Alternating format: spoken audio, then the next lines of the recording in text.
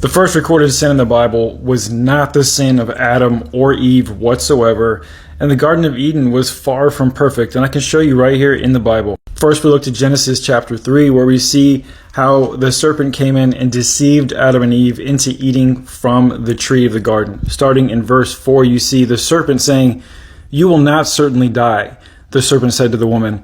"For God knows that when you eat from it, your eyes will be opened and you will be like God, knowing good and evil." Now, if you go on a 2-hour research binge and look at what all the Christian theologians say about this situation, they will say that Satan was lying.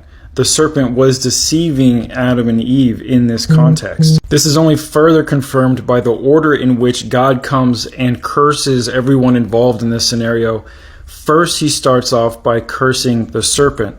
It says right here in verse 14, "So the Lord God said to the serpent, because of you have done this, cursed are you above all livestock and all wild animals.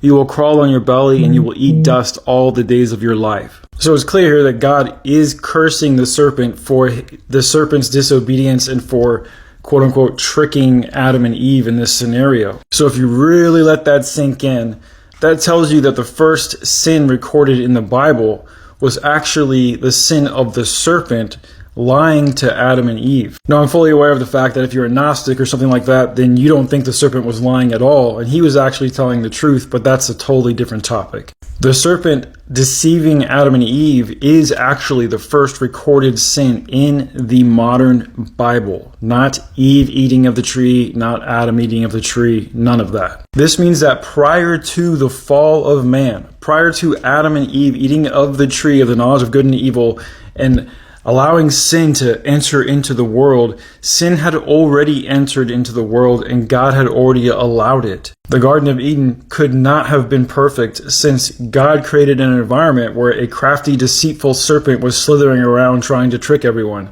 making it a pretty imperfect scenario for the naive humans. So did the fall of man really bring sin into the world, or was it already here? And was the Garden of Eden really perfect?